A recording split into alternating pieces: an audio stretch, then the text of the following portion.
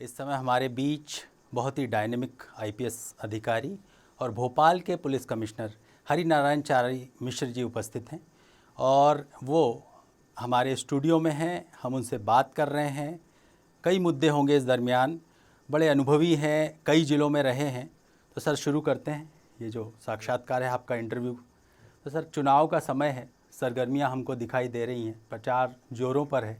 ऐसे में पुलिस की अपनी तैयारी है और इस तैयारी में कई नवाचार भी किए होंगे आपने। कई सिस्टम को लेकर जो आपके सुदीर्घ अनुभव हैं उनमें भी काफ़ी कुछ जो है सुधार किया होगा। वो क्या है, क्या स्थितियाँ हैं?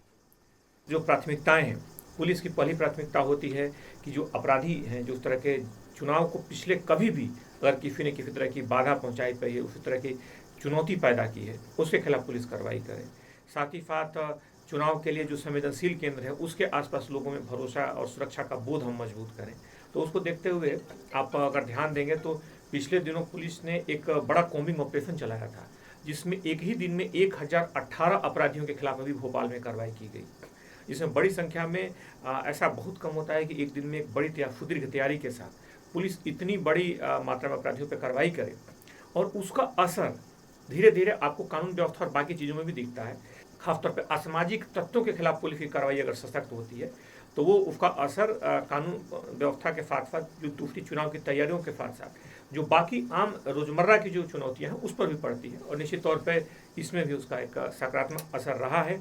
आने वाले समय में अभी चूंकि चुनाव में थोड़ा सा समय से यहाँ पे 7 मई के आसपास जो चुनाव होंगे उसमें हमें ध्यान में रखते हुए ज़्यादा से ज़्यादा जो कार्रवाइयाँ खासतौर पे मादक पदार्थों के विरुद्ध, अवैध शराब के विरुद्ध, असामाजिक तत्वों के विरुद्ध, इनके खिलाफ जो कार्रवाइयाँ हैं उनकी गति लगातार और रफ्तार पकड़ रही है और हम लोग पूरी तरह आश्वस्त हैं कि आने वाले जो चुनाव होंगे वो भी पूरी तरीके से पारदर्शी होंगे, निष्पक्ष होंगे, एक बड़े ही सुरक्षित और माहौल में होंगे। तो उसके लिए पुलिस की टीम पूरी तरह से तैयार है और उसके लिए भरसक प्रयास उसकी शुरू हो चुकी है। जी सर, इसके साथ साथ में लगता है कि एक चुनौती और है, वो है आम जनता।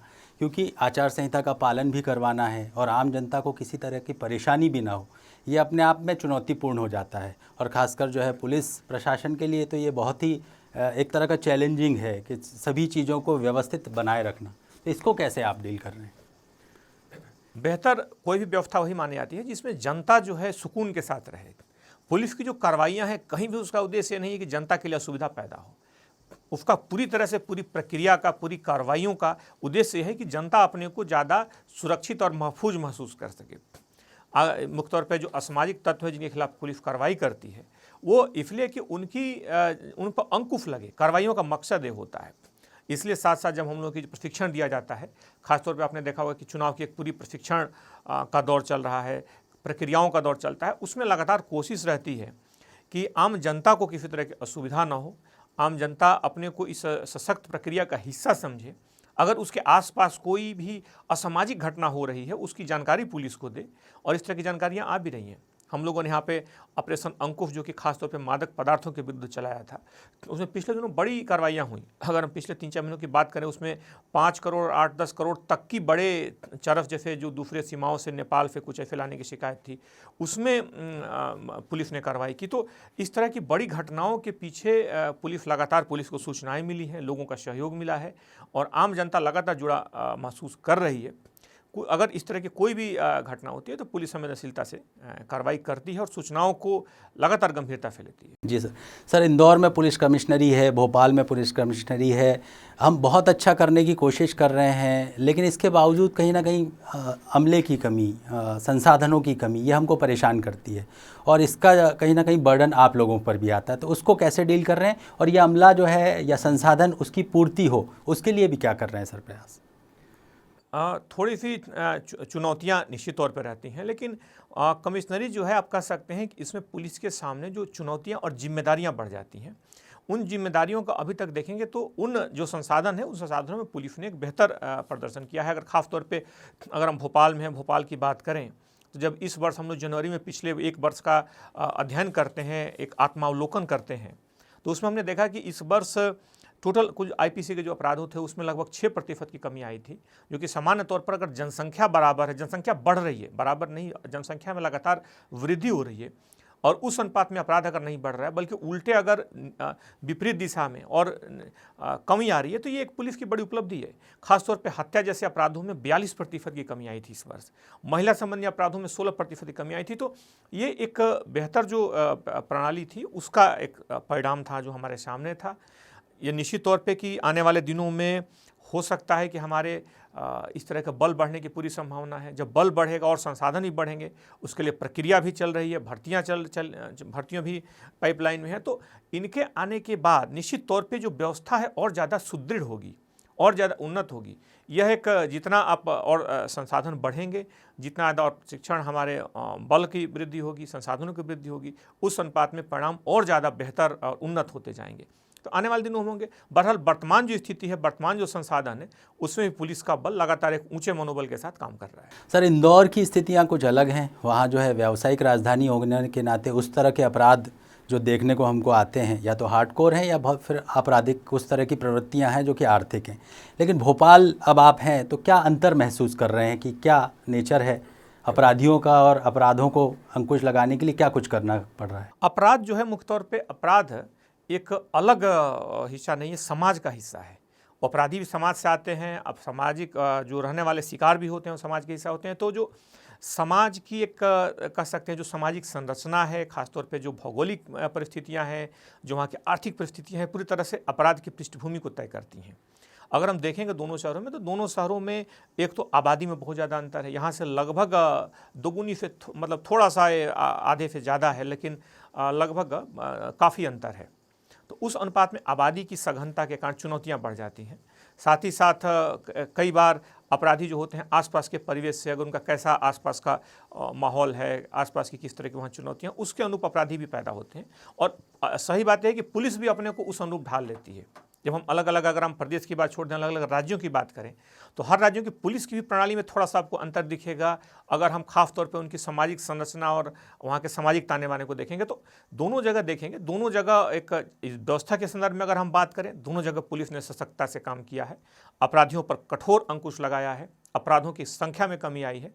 लेकिन शहरों की अगर हम खास तौर पे दोनों शहरों में अगर हम निरपेक्ष रूप से तुलना करें कि इनमें अंतर कैसे है, तो उसमें हम जाएंगे तह में अगर, तो खास तौर पे भोपाल में कानून व्यवस्था से जुड़ी चुनौतियां ज़्यादा हैं। यहाँ पे महत्वपूर्ण जो सुरक्षा प्राप्त व्यक्ति हैं, कानून व्यवस्था से जुड़े जो मुद्दे हैं, उनकी संख्या ज़्यादा है। इसी तरह पुलिस को उन मुद्दों पर ज़्यादा यहाँ पे केंद्रित रहना पड़ता है।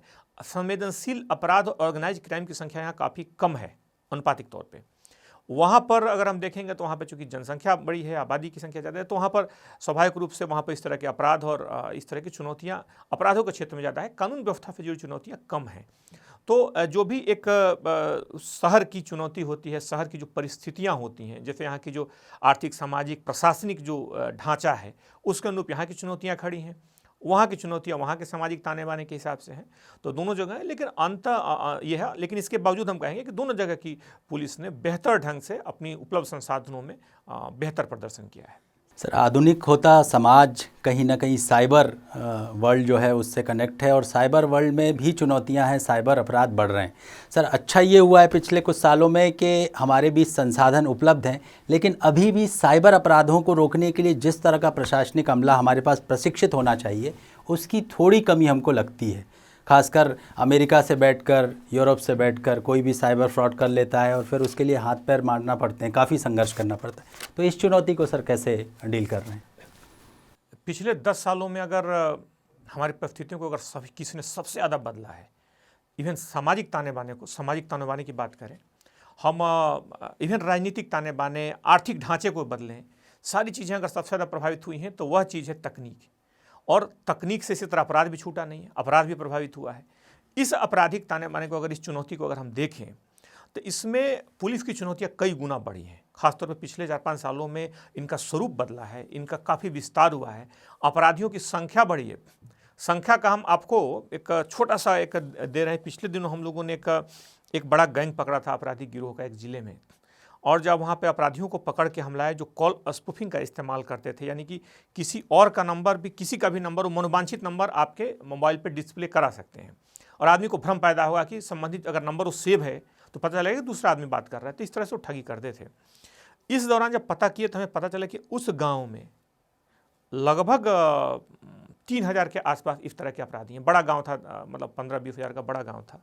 और ऐसा 3000 के आसपास बाद में भी पता चला कि उस जिले में ऐसे 8 से 10 गांव थे। यानी कि साइबर क्रिमिनल्स की संख्या 25 से 30 हज़ार एक जिले में।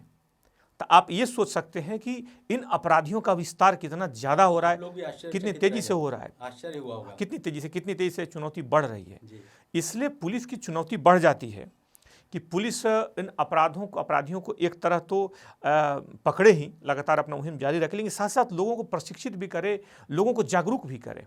अगर हमारे लोग जागरूक हो जाते हैं तो इन अपराधों पर 70 से 80% तक कमी आ जाती है। क्योंकि कई बार जो इनका ताना बाना बुनता है इन अपराधों का, वो कहीं प्रलोभन पर, कहीं डर पर, कहीं अज्ञानता पर, इसके आधार पर वो ताना बाना रचते हैं और आम व्यक्ति जो परिस्थितियों को नहीं समझता जानता, वो इनके चक्कर में आ जाता है। जैसे कि आज एक व्यक्ति का आया था, आज फ़ोन की इनकम टैक्स का आपको नया जो पैन नंबर के कुछ आए हैं, तो उसमें आपको अपना अपडेट करना है पैन नंबर। तो आप OTP जाएगा तो आपका पैन नंबर आधार कार्ड जुड़ा है कि नहीं हमें चेक करना है और उसको अपडेट देखना है। तो आप जानकारी देते हैं। अब व्यक्ति सोचता है कि 31 मार्च 1 अप्रैल ये आसपास के है तो इनकम टैक्स से जुड़ी कोई जानकारी हो सकती है। उस समय ऐसा होता है कि उसके दिमाग में चीज़ें घूमती हैं और वो ज़्यादा ना सोचे तो स्वाभाविक रूप से OTP को दे देता है कि शायद अपडेट हो जाए, नेचुरल तरीके से उससे पूछा जा रहा होगा। और जब उसके पास पैसे कटने लगते हैं तो बेचारा घबरा करके फ़ोन करता है कि ऐसे पैसे कट रहे हैं। ये सही है कि तकनीक का भी विस्तार हुआ है और पुलिस ने प्रारंभिक तौर पर जानकारी मिलने पर अगर प्रारंभिक 24 घंटे में मिल जाते हैं तो उसको रकम को वापस करा दिया जाता है। उसमें हम लोगों ने हेल्पलाइन भी शुरू किया है और लगातार इसमें सफलता मिली है। लेकिन इसका स्वरूप व्यापक है। मुझे लगता है कि इस पर अलग से भी कभी विस्तार से चर्चा करेंगे कि साइबर क्राइम के जितने नए नए स्वरूप आ रहे हैं, जिनका विस्तार हो रहा है, उसमें लोगों को जागरूक करना भी एक पुलिस का महत्वपूर्ण उद्देश्य है। लेकिन हाँ, ये सही है कि अभी जो संसाधन है उस अनुपात में पुलिस ने काफ़ी लगातार इन अपराधियों को पकड़ा है, इनके ऑर्गेनाइज्ड गैंग पर लगातार प्रहार किया है। जी, एक विस्तार सर ये भी हुआ है कि पुलिस कमिश्नरी का एक स्ट्रक्चर है और उस स्ट्रक्चर में बहुत सारे अधिकारी हैं, बहुत सारा एक सिस्टम है। लेकिन आज भी लोगों को भरोसा ये है कि हम तो कमिश्नर साहब के पास जाएंगे तभी सुनवाई होगी। बाकी जो स्ट्रक्चर उसका या तो प्रचार प्रसार वैसा नहीं हो पाया या फिर जो है कहीं ना कहीं वो सिस्टम वैसा जो है हमको दिखाई नहीं देता। तो इसको कैसे भविष्य में ठीक करेंगे कि आप तक ही लोग ना पहुँचें, लोग उस पूरे सिस्टम तक पहुँचें और अपनी बात उन तक रखें? नहीं, लोग हर जगह पहुंचना चाहिए। अलग अलग क्षेत्र हैं और लोग पहुंचते भी हैं। कई बार होता है कि कहीं किसी खास अगर स्तर पर उनको लगता है कि शायद और बेहतर समाधान मिल सकता है तो आते हैं और निश्चित तौर पे हर स्तर पर कोशिश होती है कि उसका समाधान हो। हर स्तर पर पुलिस की कोशिश है कि उन समस्याओं का सही निराकरण हो। लेकिन अगर हर मुद्दे को थाने स्तर पर ही पहले सुनवाई होनी चाहिए और पुलिस की लगातार कोशिश है कि हमारा जो हर माध्यम, हर जो सीढ़ी हो, हर पावदान हो उतना ही मजबूत हो और बेहतर ढंग से काम करे। जी सर, अंतिम सवाल लेते हैं सर। पब्लिक फ्रेंडली पुलिसिंग, इस पर खूब काम हो रहा है, आपकी ओर से प्रयास भी हो रहे हैं। क्या आपको लगता है कि ये प्रयास कब सार्थक हो जाएंगे और कब लगता है कि जो आप टारगेट लेके चल रहे हैं वो अचीव कर लिया, वो हमने पा लिया? जब कॉर्पोरेट सेक्टर में आप काम करते हैं तो किसी संस्था का जब मूल्यांकन करते हैं तो सबसे पहले हम उसके जो स्टेक होल्डर्स होते हैं, स्टेक होल्डर से उसके बारे में हम फीडबैक लेते हैं, उसके बारे में बात करते हैं, उनका मूल्यांकन देखते हैं। अब किसी भी आजकल कॉर्पोरेट तो उसके बाद हम सही निष्कर्ष पे पहुंच पाते हैं। तो यह बात किसी भी सरकारी संगठन के लिए भी सही है। पुलिस भी एक महत्वपूर्ण एक ऑर्गेनाइजेशन है और निश्चित तौर पे सबसे बड़ा जो जुड़ा हुआ है वो हमारी आम जनता है, इसकी सबसे बड़ी स्टेक होल्डर और सबसे बड़ा मूल्यांकन वही करती है। तो पुलिस की लगातार कोशिश है कि जो सुनवाइयाँ हों, उसके लिए हम लोगों ने हर थाने में जो शिकायतकर्ता आते हैं उन शिकायतकर्ता को एक फीडबैक फॉर्म दिया है। एक फीडबैक वहाँ पे रजिस्टर दिखा जाता है। उनको हमारे ऑफिसेज से फ़ोन जाते हैं, बहुत सारे कंप्लेंट को नहीं, लेकिन उसमें छांट करके एट रैंडम कुछ लोगों को उसमें फ़ोन किए जाते हैं, उनका फीडबैक लिया जाता है।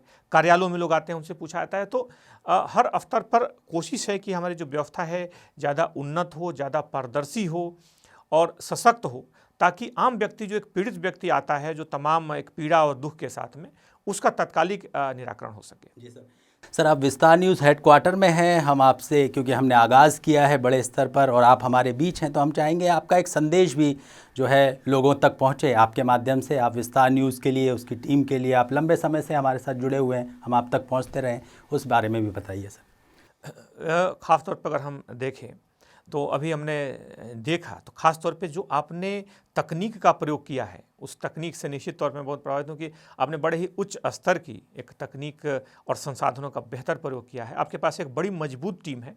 ब्रजेश जी हैं और उनकी पूरी टीम जो है एक अलग पहचान रखती है और खबरों की दुनिया में इन्होंने एक अलग अपनी जगह और पहचान बनाई है। तो निश्चित तौर पे इसका फ़ायदा मिलेगा। एक अच्छे चैनल की जो पहचान होती है कि पारदर्शिता के साथ, निष्पक्षता के साथ और एक काफ़ी उन्नत तकनीक का इस्तेमाल करते हुए लोगों तक पहुँचें, तो मैं इस अवसर पर शुभकामना देता हूं कि आपके जो खबरों का विस्तार हो, आपकी जो साख का विस्तार हो, वो अनंत कलेवर लिए हो और आप काफ़ी इस खबरों की दुनिया में काफ़ी ऊंचाइयों तक पहुँचें और नई पहचान बनाएं। बहुत धन्यवाद सर। तो ये थे हरिनारायण चारण मिश्र जी, जो हमारे साथ रूबरू थे और हमें बता रहे थे किस तरह से जो वो भी विस्तार कर रहे हैं, वो भी जो है संभावनाएं देख रहे हैं, नवाचार कर रहे हैं। तो हम इसी तरह से मिलते रहेंगे। बहुत धन्यवाद सर आपका। नमस्कार।